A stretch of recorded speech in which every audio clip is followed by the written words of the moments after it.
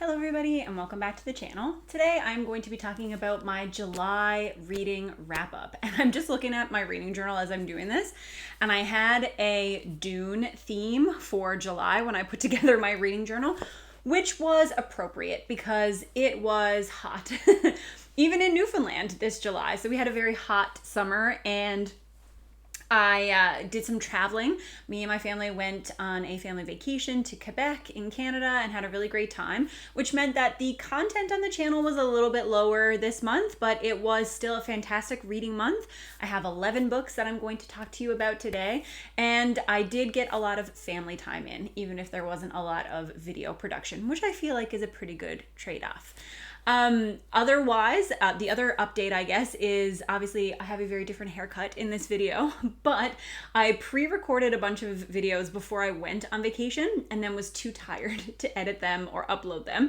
So there probably will be a little bit of like teeter-tottering back and forth between like short hair and long hair. But if you have been with the channel since its beginning, the short hair is kind of a 2-year cycle for me. I have very fine hair, so it's very difficult to do things with like curl or style in any way, but it's very thick, and so the longer it gets, the heavier it is, and I just eventually end up getting fed up with it and get a haircut. So when I started the channel, it was about this length, and it was time to go back to this length again. But those are my non-reading updates for July, and now we will get into the books. So like I said, I read 11 books in July. I had 2 3.5-star reads, I had 6 4-star reads, 2 4.5-star reads, and 1 5-star read. Excuse me. And I know that there weren't a lot of 5 stars, but this was still a really, really good reading month. I enjoyed a lot of what I was reading. Some of the books that were rated a little bit lower were just the beginnings of longer series, and I felt like I just needed more time to get to know the characters, but still had a really good time reading them. So I did not have a poor reading experience at any time this month. There was lots of variety, lots of different kinds of things, and I'm excited to talk about them. I will mostly go in chronological order, with the exception of my very first book series that I'm going to talk about. So the first book that I read in July was the first volume of a graphic novel, which I think is actually a webtoon. It is originally written in Korean, and that is Solo Leveling. And I read 3 volumes of Solo Leveling this month, so I'll just talk about them as one, even though there were some books in between the various volumes. Solo Leveling, for anybody who doesn't know, is a progression fantasy story. It follows our main character, who is a hunter.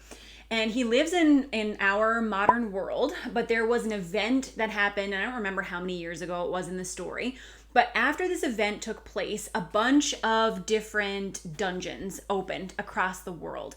And as those dungeons opened, people were simultaneously bequeathed with hunter skills. And these skills are ranked from highest to lowest. They use a letter ranking system. And the ranking that you obtained when these powers were kind of manifested on people is the ranking that you keep. So I didn't know anything about this when I went in, and I just thought it was your typical progression story where everybody can kind of level up and there's just this race to find out who's going to be the best. But actually, in this magic system that the story upholds, you cannot change your ranking. Obviously, you can improve your skills, you can sharpen your mind, you can find ways to gain advantages over people who are of similar rankings than you, but there's no way to go from being a very poor hunter, like the lowest ranked hunter, and climb the ranks until our main character is trying to raise money for his family. So he is known colloquially as the worst hunter in the world. He is a very lowly ranked hunter, and he's always getting hurt on missions. But because he wants to provide for his family, and this is the only way that he can do so, he continuously signs up for dungeons and just hopes that he'll be able to make it through to provide some backup for the people that he goes with. He's friends with a fairly high level healer, and she often takes time away from the rest of the party to heal him and take care of him. And so he just kind of puts his life on the line every time he goes in a dungeon to take care of his family. And in the first volume of this graphic novel, something happens to him and he suddenly obtains the ability to start leveling up. And the mystery around, or the mystery that kind of propels the narrative forward, is why is this happening to him? What kind of consequences are there going to be? And how far is he going to have to go in order to obtain the success that he wants? So it's very interesting. It's kind of got your classic progression fantasy feel. So there's a lot of really cool action sequences, a lot of really over-the-top fights. I think the artwork is really beautiful here. I'm very excited because I think it is going to be adapted into an anime sometime soon. And just by reading the first few volumes of this, I think it is going to be an amazing adaptation to watch. And I am really, really excited. I gave the first 2 volumes 3.5 stars because I don't think we got into a lot of really complex character depth or anything like that. It was mostly set up, getting to know the world, getting to know the characters. But then volume 3 I did give 4 stars because it was a 4-star reading experience for me. I really enjoy these types of stories.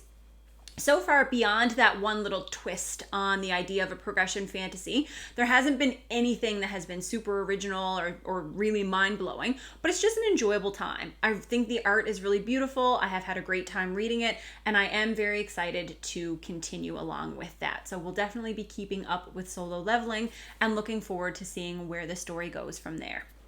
The next book that I read was my 5-star read for July. And it was amazing. This was a work of nonfiction called Empire of Pain.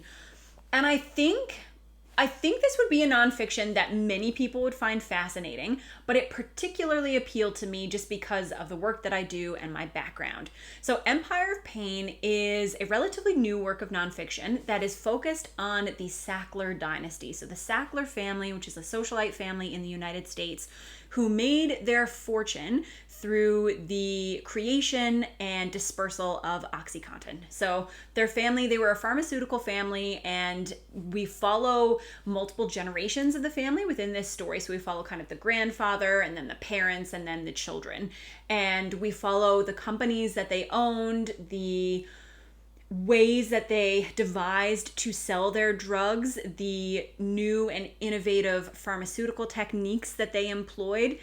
And it is the most fascinating and infuriating story. So it is something that will make you incredibly angry, and also something that you won't be able to look away from. So I thought that this audiobook was going to carry me through the month. This was my audiobook for July, and I thought it was going to bring me through the whole month because it was fairly lengthy. It's not The Stand, like the 51 hours of The Stand, which I just learned a couple nights ago. That's how long The Stand audiobook is. But I feel like it must have been like around 15 or 16 hours. And I don't listen to audiobooks that much. So usually a book that size would propel me through the month.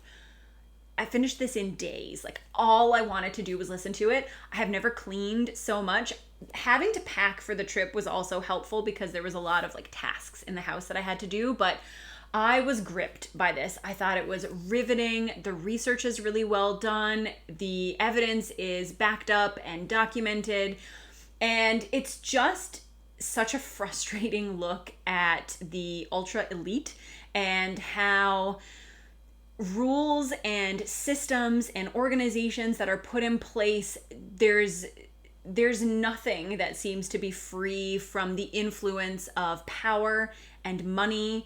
And it just examines like the dubious morality and how people can tell themselves that they're doing something or convince themselves that they're doing something for good reasons, when really from the outside you can't see any good that goes into this decision-making process. So my husband happened to listen to some parts because when we were driving together, sometimes I would just be so into it. I'd be like, Andrew, can I please just like keep listening to this? And it made him furious. He's like, I would not be able to finish this book because listening to these snippets has already made me angry enough. But I have an interest in this topic anyway. The grandfather, so kind of the first generation Sackler that we follow, was a psychiatrist and ended up doing a lot of psychiatric research and had a big hand in the pushing of certain psychiatric drugs. So that is a part of the history of my profession that I find it very interesting to learn about.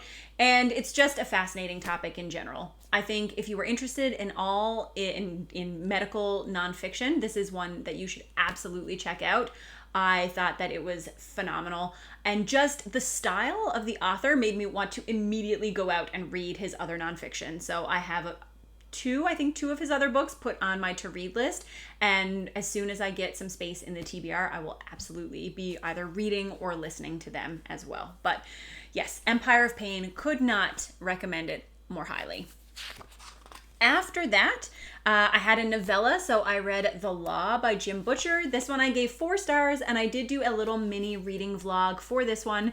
There's not really a lot to update because this is, I think he technically classified it as book 17.5 in the Dresden Files, so I can't really talk a whole lot about it. It was a very case-driven novella. It kind of harkened back to the Dresden roots. It was nostalgic for those of us who have made it through the entire series, but also was definitely enough to make us want to get the next books really quickly. So that was an enjoyable reading experience. You can definitely check out the reading vlog if you so desire. After that, I read the Grandmaster of Demonic Cultivation, Volume 2, and I gave this one 4 stars. If you watched my recent pre-orders for 2022 list, you will probably recognize this title. So this is one of a number of novels by a Chinese author whose name is MXTX, or those are her initials. And she writes stories, Cultivation style fantasy stories that have a strong romance element. So I have been reading these series throughout the year. This is volume 2 in Grandmaster of Demonic Cultivation, which so far is my favorite of her series, and I continue to enjoy it. I've actually read this in web novel form, but I am having a great time going back and rereading the translation in English, and it's been a fantastic journey. Anybody who is reading this for the first time, book 2 ends on a heck of a cliffhanger. So I'm sure there are lots of people out there who are anxiously awaiting volume 3. And I too am anxiously awaiting volume 3 because these are really beautiful books and they include a lot of artist sketches, and it's just really fun to look through them and see the artwork and stuff. So volume 3 comes out in August. I'm looking forward to getting that one. After that, I read a middle grade novel. I told you that the reading was all over the place this month. I was reading a bunch of different stuff. The book that I was reading is Nevermoor, and I gave this one 4 stars as well.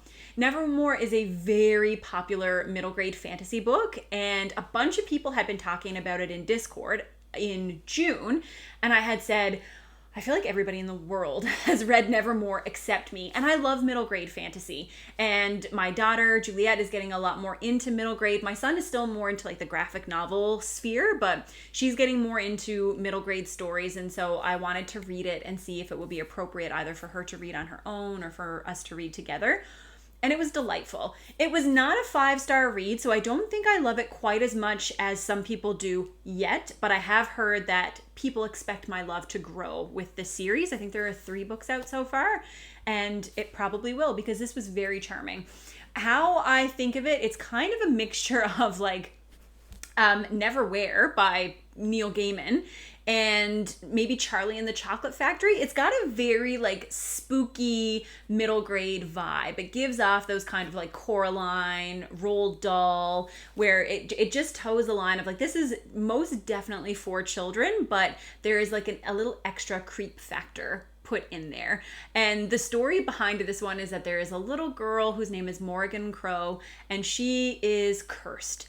And every cursed child who lives in this world is doomed to die on I believe it's their 11th birthday. But on the eve of her 11th birthday, she is scooped up by an unknown man in a giant, I think is it an octopus? Like it's a giant mechanical animal, and then brought into a world that exists kind of in an alternate or a parallel dimension. And so once she is there, she is entered into a series of trials, and if she is able to succeed in these trials, she will become part of a magical society.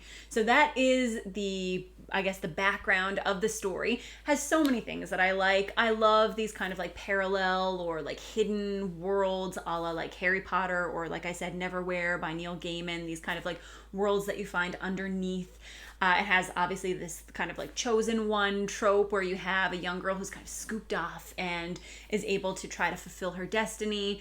And it has that kind of like creepy factor. Like I said, there's definitely an injection of some dark humor and some dark themes. And it was just very imaginative. The writing was very smooth. It flowed very well. I can see why this is very popular. I had a great time the whole time that I was reading it. And I am very much looking forward to continuing with the rest of the series. After that is the book that would be my book of the month if not for Empire of Pain. So Empire of Pain, that nonfiction, I loved it so much that it is definitely my 1 5-star book of the month. But one of my 4.5-star books is a book that I was very excited to read because I already knew that I liked the author, but I was also feeling like a little bit of trepidation because I didn't know if it was going to be a hit for me like the other series was.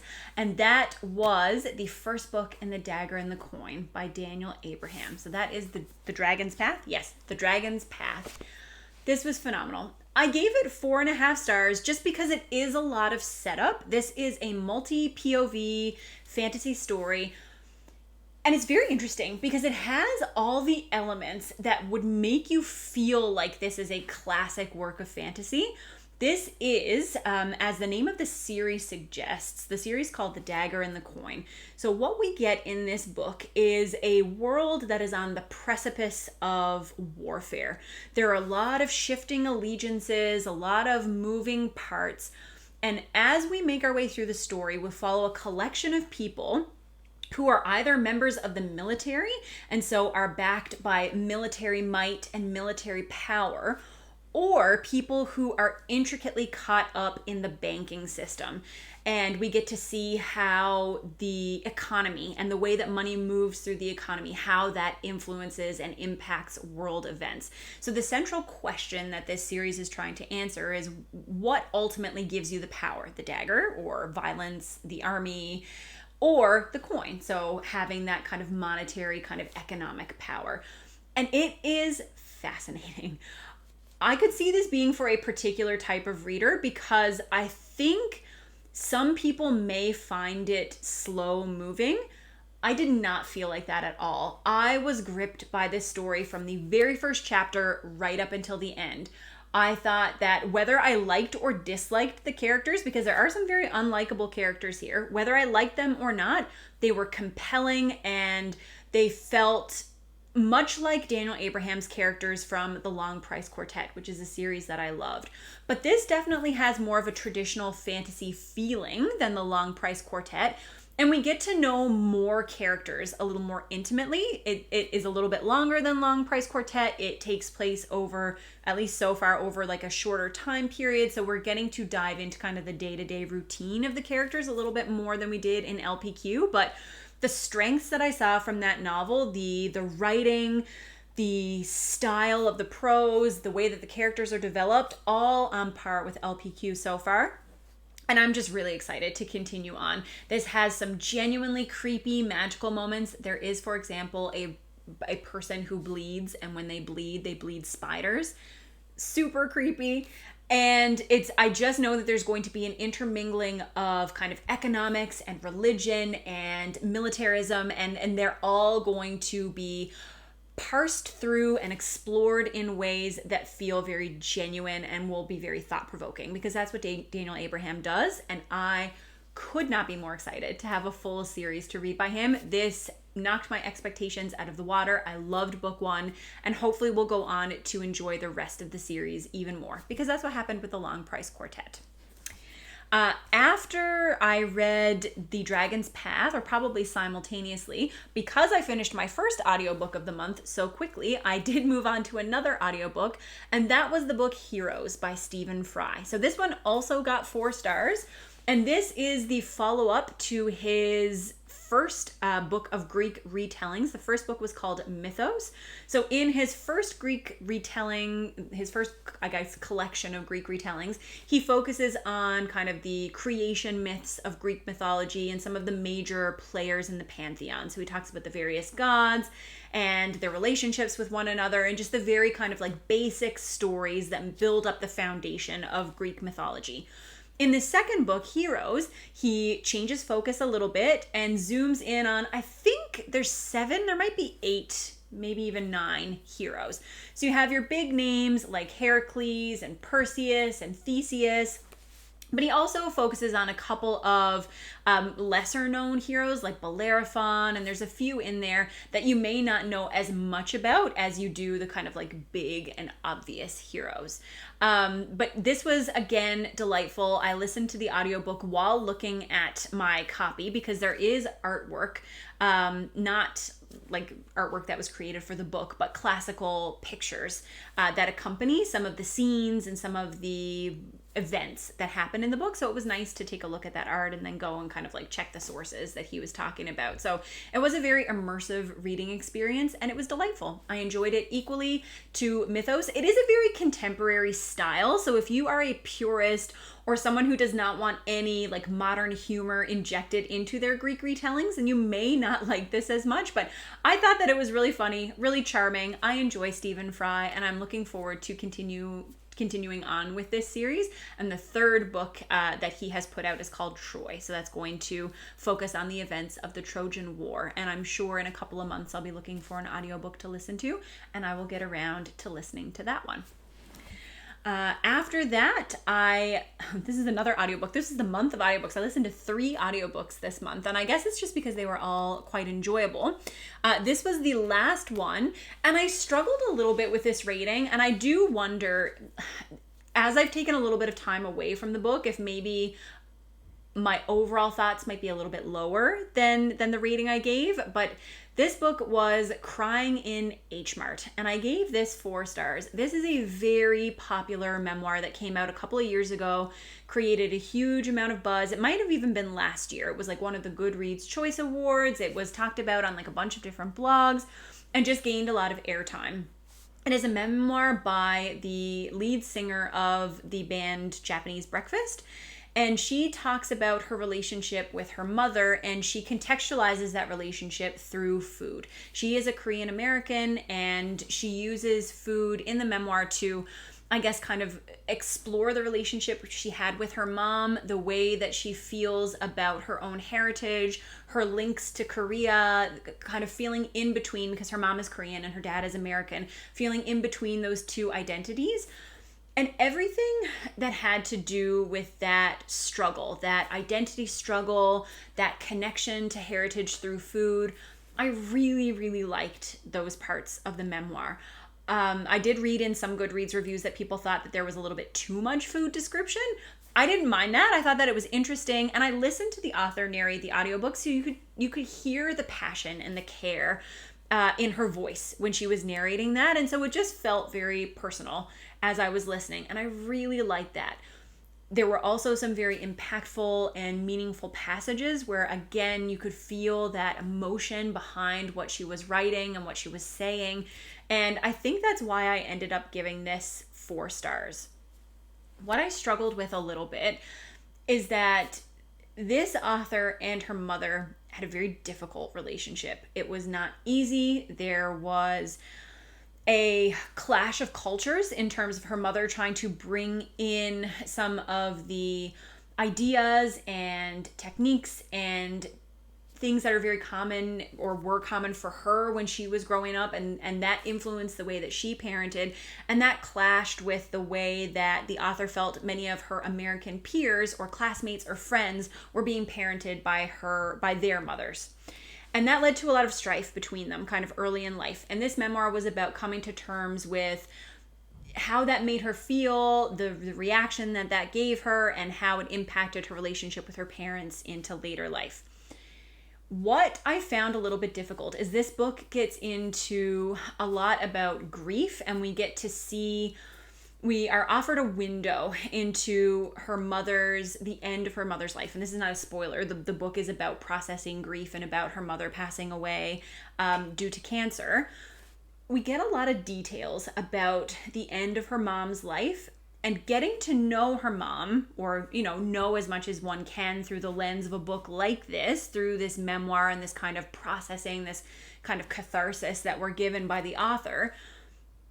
I got the feeling that these might not be things that she would love having shared with strangers. And so then I started to feel like a little bit voyeuristic as I was looking in and learning these details about this woman. Now, obviously her daughter wrote this. You can tell that her daughter cares about her, the author cares about her mother greatly.